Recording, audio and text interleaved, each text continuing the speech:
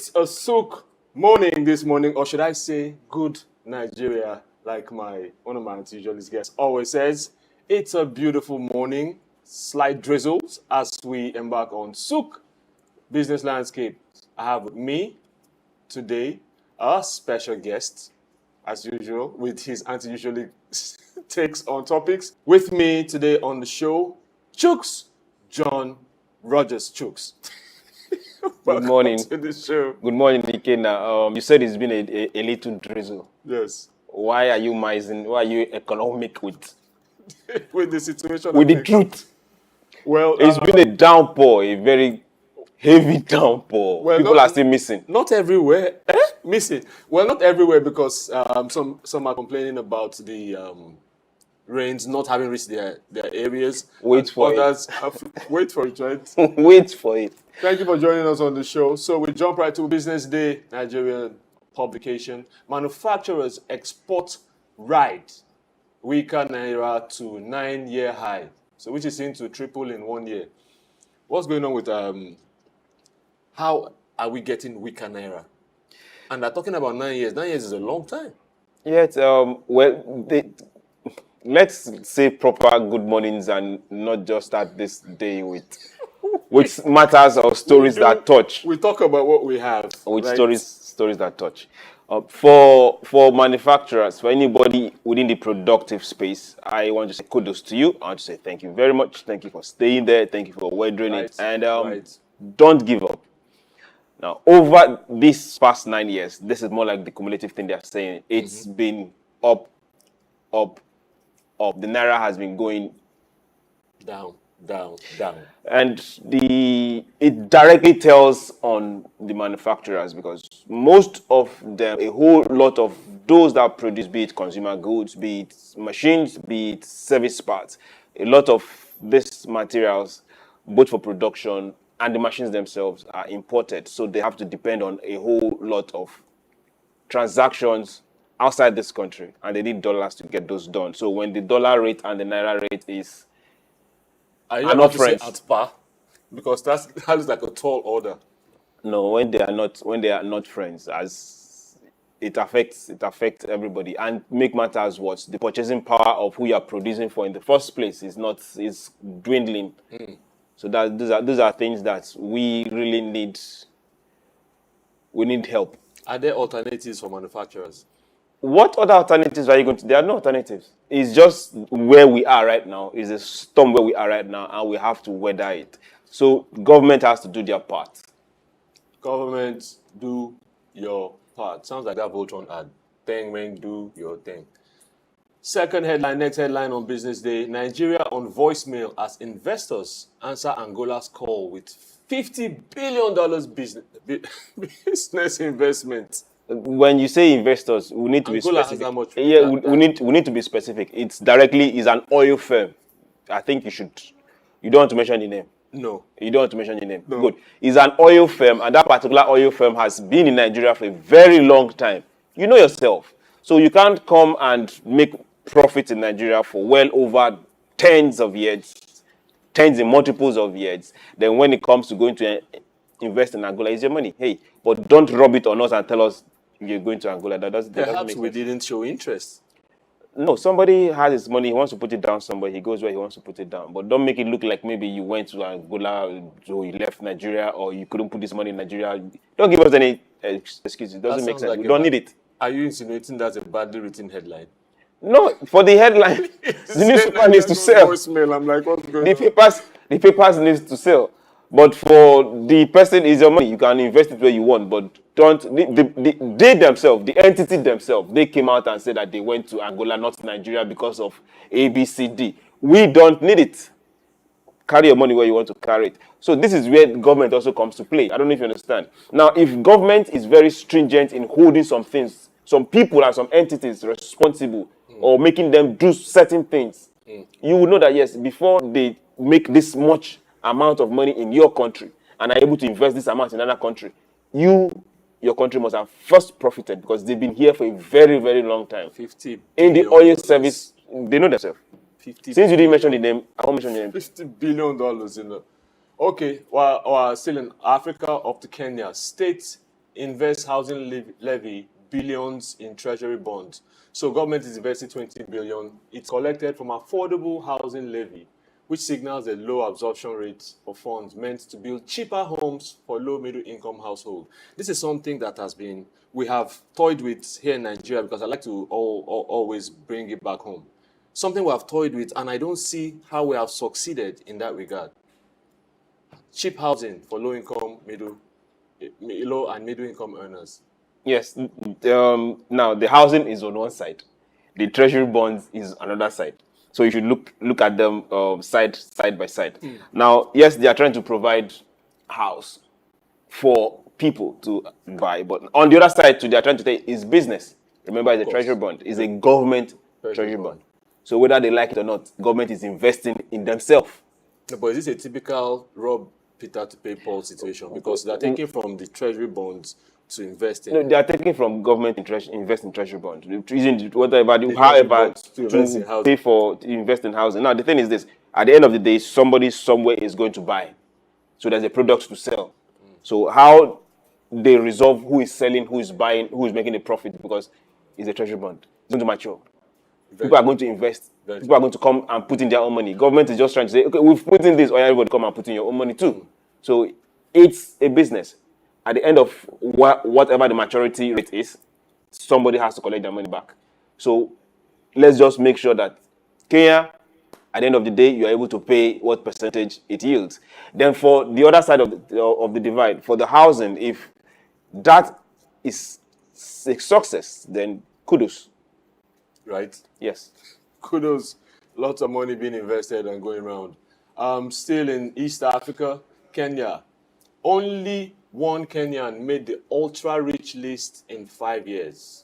So this guy, the weird thing is he's unnamed. So on this list, there are 15 individuals. Slim list, they have accumulated liquid investable cash of $100 million. Why are they unnaming this guy? What's the big idea? And for Kenya, have billionaires? Because, okay, well, $100 million, when you flip it in their currency, is about 13.5 billion. When it comes to And they're saying liquid cash. Yeah, When it comes to naming billionaires, it's always denominated in dollars. So your local currency. To keep it on, it doesn't phase you much. It's not about facing you much, so that you can always assess every other person or every other entity or business across the globe. So for those in Kenya, I want to say congratulations. Because the money seems to be able to get around. Asian countries, Japan, China, Hong Kong, and those other funny small European countries, they have the highest number of billionaires. Norway, Sweden. No, just don't call names. Netherlands. Don't call names. Finland. Don't call names. Very small in size, though, European countries. Now, for Kenya, yes, congratulations again. Now, if they don't want to put names to it, we don't have issues. But the thing is this. For every billionaire, there are about 500 million people who are struggling. So for every billionaire, that depends on, okay, what exactly is their source of, what's their trade, what's their business, how much is it affecting the people? Is it a luxury item? Is it a luxury line? Is it a chain of business that is down to consumables? So for how much does it affect the common person? So for every billionaire out there, you always want to know, okay, what is his economy like compared to what the country is profiting from his economy? Is he majorly accumulating, or he's duplicating wealth? Or is it something that is inherited? Or is it new technology? So for Africa, Africa needs to wake up. Now, China does a lot of censorship when it comes to their billionaires. I didn't say that. So... But you know what I'm thinking now? It reminds me of the Nigerian billionaire that was mentioned in Forbes, that eventually turned out to be a front or a hoax, and he went to jail. I don't know if you remember. So when I see lists like this, that's the first thing that comes to mind. You know, people are eager to want to flaunt that wealth, and they say this guy just got on first time in 5 years. You know, so that's like a huge. He's not a billionaire. He's just among 100 million That's a whole lot. That's a billionaire in their. That's what I'm saying. That's why when I changed it, when I flipped it, it's 13 billion. In their currency. Yes. Why are you flipping it? Leave it in dollars. But remember, it says ultra rich list. In his country. Yes. Good. That's peculiar to Kenya. So you're saying a lot of people will have that much money in Nigeria. Story for another day. Okay. Still in Kenya, Kenya puts Tullow Africa Oil Total Energies buyout deal on ice. Now, this is worrisome, right? Both companies submitted notices to relinquish their 25% each since May. But the government has refused, that delaying the buyout, that delaying announcing it. What could be the reason for something like that? I wish 25% is a lot. Yeah, 25% is a lot. Now, the question is 25% to leave or 25% to add? Buyout, the buyover. So they bought from Total, they bought from Africa Oil. That's huge. So what's the delay? What's this? Unless because they don't like the deal. It's possible. Yeah, it's also possible that they are reappraising the deal. It's also possible that they've gone into the books and they've said that, okay, you've made way more than you've declared. There's a whole lot of things that meets the eye that we don't know. So, and it's also possible that they might decide to nationalize. That's huge. That's far off. So That's far off. So there are all cards on the table, and for these companies, I have absolute nothing but respect for you. But these companies, everyone needs to play a part in not just making profits off African soil, but also making sure that the business you do is also helping African soil. Let your business help us, please. We're off to Bangladesh in Asia at Financial Express. On tap, Gen AI turns virtual into reality. So the name of this company, I'd love to announce this. I'm not being biased because we're creatives. So Neural Garage have things such as voice clothing models, where, for instance, if you speak a line, they can make it sound like Tupac or Biggie. What's even worse is you can imagine a scenario where there's a movie shot in one language, right? And they flip it to another language. Remember, Mr. Walsh was saying something similar. But this is even more intricate. They flip it to another language, not to the point where it's like, the Indian movies where the lip sync doesn't match. But they're saying the lip sync, the intonation, the inflections matches. Is that a good thing or is that scary? No, it can't be scary. Now, do you know why it might be scary? I'll put out an album and say it's you. And say all manner of things on it. Yes. Now, see, the beautiful thing about technology is we should stand up and be open. Embrace it, because if we put fear in front, it's not going to stop advancement. Right. It's always going to advance. Typical example, those countries standing and going against crypto. You can't.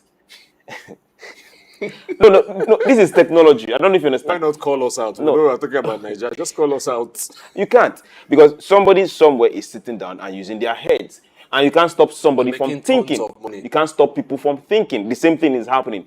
It's the same form of technology. Now, AI is going to disrupt a whole lot of industry. It has begun. Now, what we need to do is, what is the regulation like?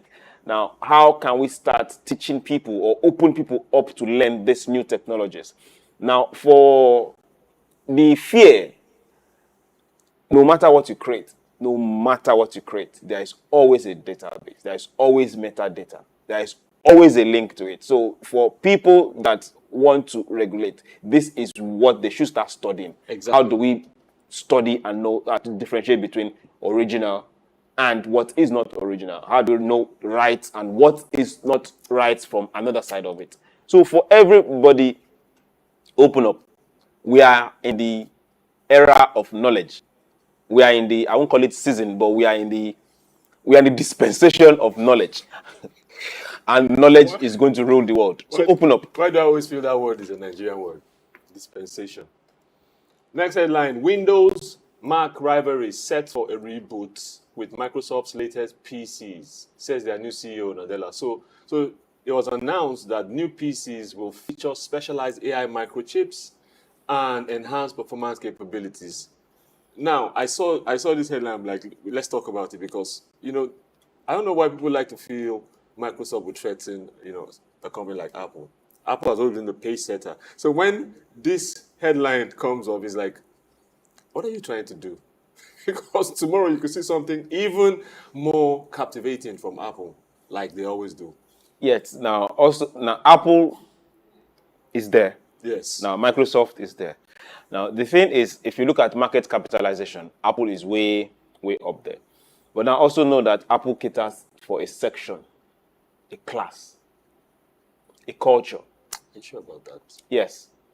Now the question is, how many people in Africa can conveniently afford Apple That's products? serious. I don't know if you understand. So that's where we are heading to now.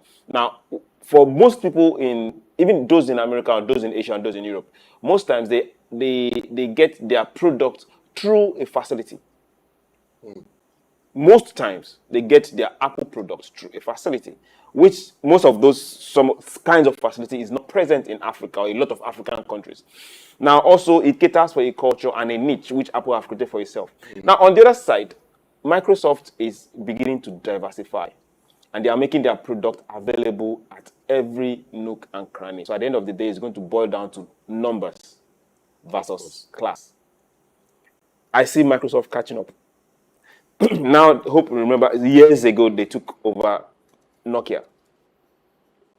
Then they introduced the pad. That has not really come to stay, but it's still working.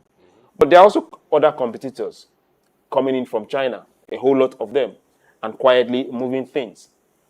But on the flip side, from what you have said now, because Microsoft is doing numbers, Apple is doing niche. Now, from this headline, could Microsoft be stepping into niche while still controlling mass? Do you understand what I'm saying? Yes. Because these are some top level type computers, these new ones. We'll see what they are bringing to the market. We'll see what they are bringing to the market and who they are most likely going to sell. It's an open market for sure. Then for those, like we said before, AI has come to stay. We've gone past the days of Siri. Siri, as I'm telling you right now, is married with children. Siri's on a Mugo holiday. Next headline, USA, Europe must respond jointly to China's industrial overcapacity. US Treasury Chief Yellen. This is just funny. Like, she came out and had to call her. So these comments come on the heels of the Biden administration increasing tariff on $18 billion worth of imports from China. Why are they afraid? Well, no. They are not afraid. Really? No. Okay. It has nothing to do with fear. Now, this kind of news is what I want Tinubu on every African leader to see. This is what I really need them to see. Whoever is advising them should just wake up and say, Your Excellency, Mr. President, have you seen this news of what's happening between the US and China? This is what they should see. They will not ask ourselves, okay, we are not productive, no problem. But to what extent is our trade deficit with other countries? And to what extent can we say, okay, how can Africa start taking benefit of these things that are coming in? I was just going to ask, is it beneficial to us? Yes. There must be a way where Africa can say, okay, good and fine. If you're bringing 1,000 fleet of one particular make of car, that particular car into Africa, then African countries within a particular block will say, good, we are not taking anything from you. Come and situate that plant here. If you're not situating that plant here, then good and fine, give us 100% tariff. Wow, that's a hard bargain. It's not a hard bargain. Is your company good and fine? If you want us to buy into it, no problem. Give us 50% stake in the company. South Africa did it to Nigeria when Main 1, an African country against an African country, when Main 1 was trying to run its cables. Remember? Yes. So why can't African countries come together and reason? Use their heads. Join forces. Okay, so let's straight to Asia for take one for one at a time. Gulf Times, India. Qatar Airways sees very high load factor across networks, says the CEO. So this is quite celebratory because they're saying 95% load capacity is what they're seeing to the US, 88% load capacity to Australia and India, and this is commendable. This is something that, but is it not weird that Qatar is saying this, because we know that Qatar is flying majority of the people across the world, right? You know, there are a whole lot of big carriers out there, and coming from the COVID era, this is still recovery from the COVID era, when passenger planes had to be converted to carry cargo. If you remember, Yes. a whole lot of carriers had to strip their seats. their carrier jets and turn them to cargo planes just to survive. Some even had to go bankrupt. Government had to bail out a whole lot. Yes, because no one was moving. So this is where we are right now. We are back to the boom. And for those that have positioned themselves to make profit, are doing that. Now, African countries will come back to you. Who are your flagship carriers? What are you making sure? How and who are you positioning to be that particular person, that particular carrier carrying African passengers and African goods? This is where we have to start competing, because whether we like it or not, it's a race. It is a race. So we come to the end of the show. Thank you for joining us on Souq Business Landscape. Hashtag SBL if you want to engage with us on social media, YouTube, crossboard, internet, Instagram, X, crossboard. Hashtag SBL. We apologize for starting late, but we got a few things going. Join us again, same time, 7 o'clock on Friday morning. Good Nigeria once more. Stay on Souq News Television.